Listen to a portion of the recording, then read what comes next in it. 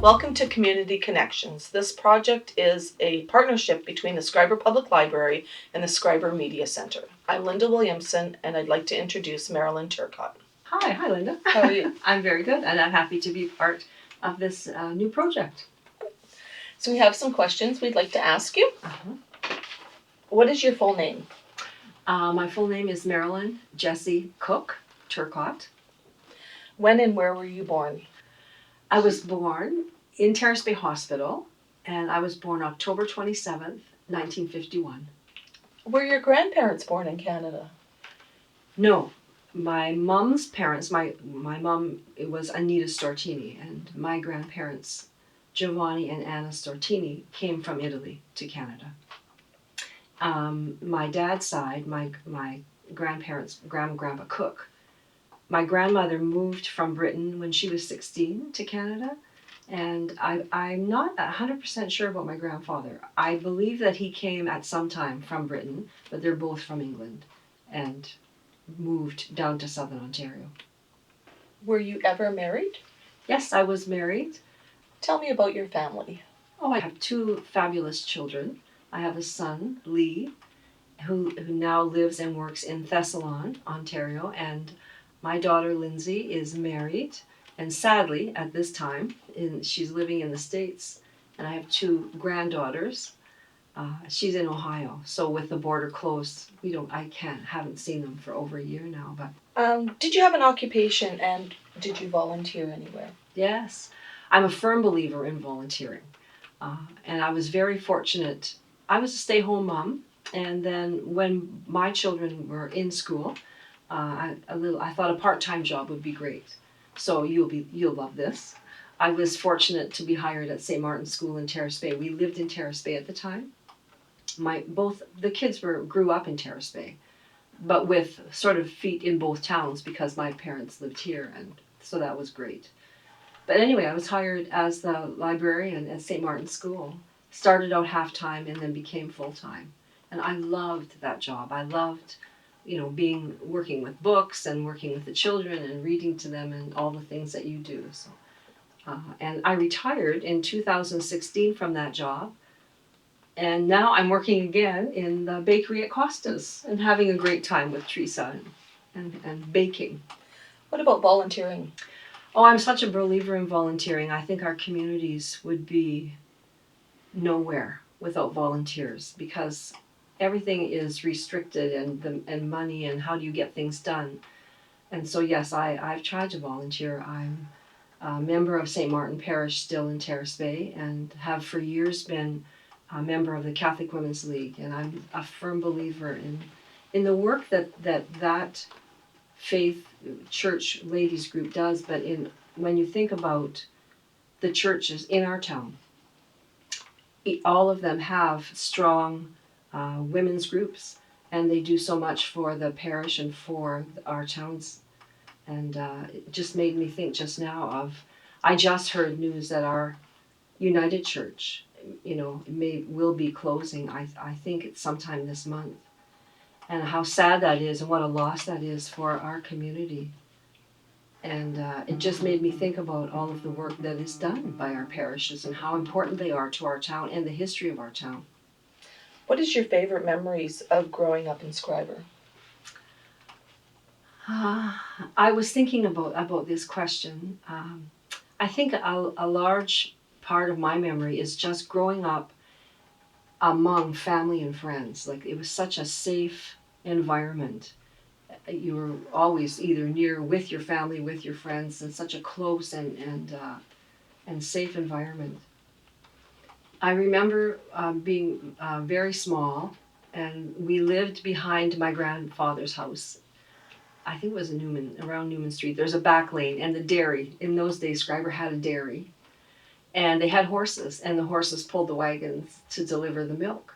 And I can remember those horses coming down the back lane. And when we were small, but I remember every day couldn't wait to see them go by. So that was when I was thinking about, good memories from before. And just the freedom that we have here. and the safety. I don't think it's changed that much, from way back. The thing that's changed, I know, is that in those days we were all here. My aunts, my uncles, my cousins, and now with just life and with people needing to go away to school or go for work, our families are split up. Like Yes. your family is away too, and that's different. You don't have them right next door that you can just pop in. I was thinking about wintertime, and I think as a child, when I think about memories that I had, from those days, we were outside. I remember just we played outside so much, and we get together for, playing baseball or skipping or riding our bikes. And in Schreiber in those days, there was still a lot of bush around.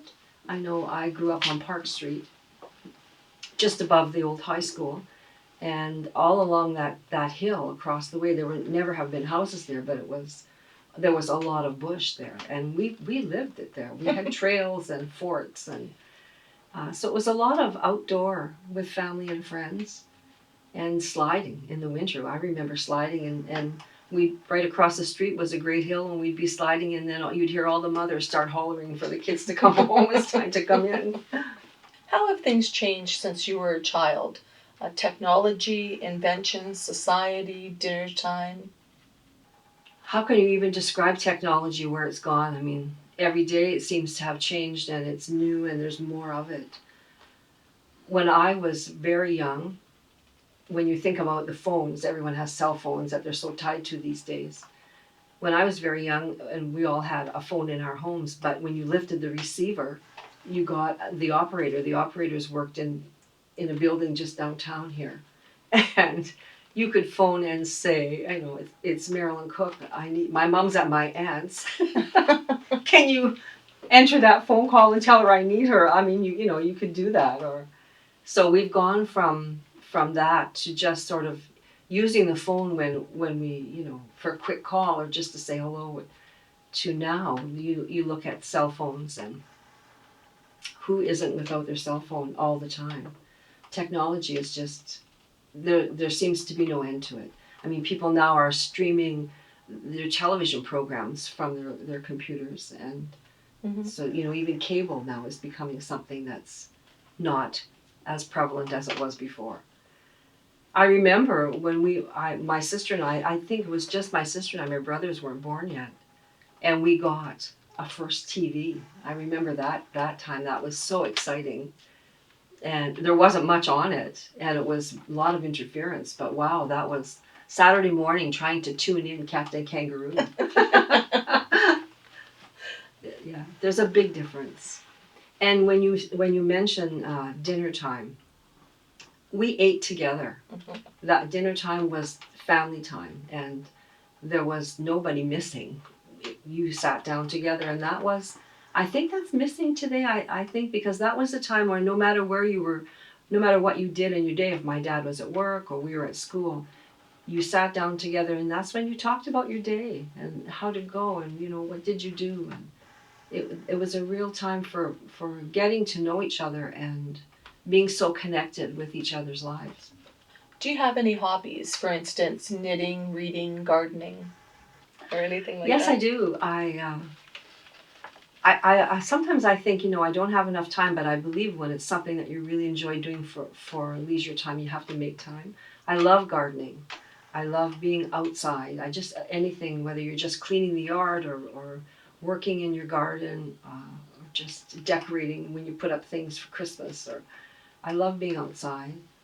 I write a little bit. I've always loved reading, and I've written a little bit children's stories.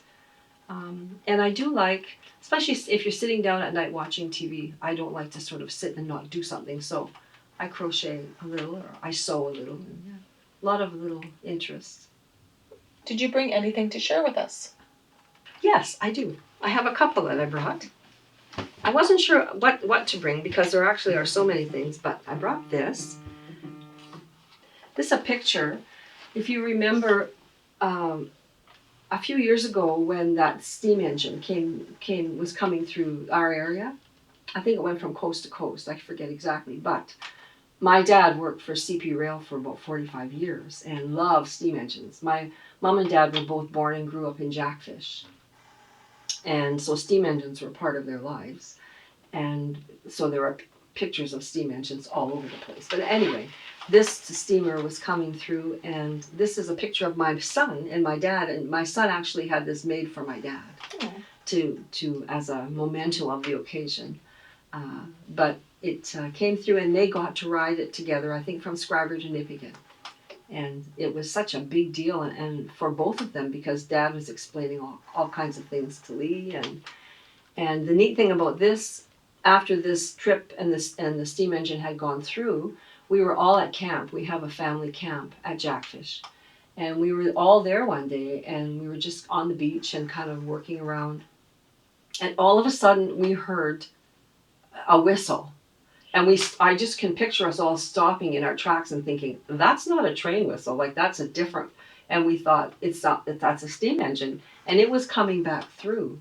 So we ran up to where the tracks are, and we were able to see it going by again. So I brought that. That's It's very a nice. great memory for my son and my dad. And if it's all right, I have one other thing. Definitely. This, growing up in Schreiber and going to Schreiber High School, when Schreiber had a high school, and everyone who went there will remember the attachment to the high school. And the students that I went to high school with were very close. We were so fortunate to have a wonderful, close relationship. We were good friends, and we just enjoyed our high school years so much. So when we all turned 50, we had our first class reunion, and it was, so many of them had been saying to us, organize a get together and bring us home. We're home. This is still home for them. So these t-shirts, this is Schreiber High School logo, Potest Fieri, and we asked Dom at Hollywood Filanes if he could, redo the logo and make t-shirts. So we all bought t-shirts. And so now we actually should have had a reunion this summer. It would have been our 5th reunion. Everyone says, your class gets together all the time. And we said, yes, well, because they love to come home and we love to be together. So I wanted to bring that because we don't have a high school anymore. And there are so many good memories and so much history, again, of Schreiber in that school. And so this was great that Dawn was able to recreate the logo for us. And so when we get together, we wear our t-shirts. Very nice. Do you have any stories of Schreiber that you'd like to share with us? Just stories, like unique stories, something that happened in Schreiber's, happened to your family, or... As I said, my mom and dad were both raised in Jackfish. And at some point in later years, my Aunt Rita married Short Scott and lived in Schreiber. There was no highway then from Schreiber to Jackfish. And my parents and a lot of the family were still living in Jackfish. But Schreiber had a theater. The show was here. And I remember my mom and dad often talking about they would want to go to the show. And so they would, my aunt and uncle from Schreiber, they get together and say, come on in, for a show tonight.